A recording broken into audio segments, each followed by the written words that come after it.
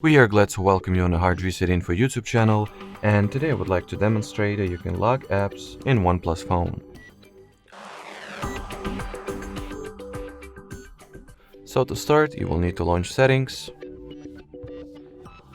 Onwards, enter the Privacy category over here. Then go for the Privacy section, App Lock.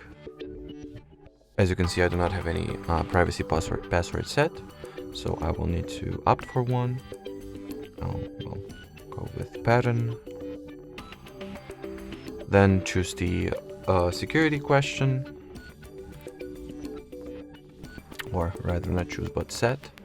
You can also set an alternative recovery method such as recovery email address. Then turn on the app lock and then choose the app that you would like to lock. So let's say I'll go with Netflix application. Here it is all locked. And now, once I will try to launch Netflix, I will need to enter the privacy password. And in order for, the lock to reset, you just gotta lock your phone and unlock it, like that. And once you do so, as you can see, it once again requires for me to enter the privacy password.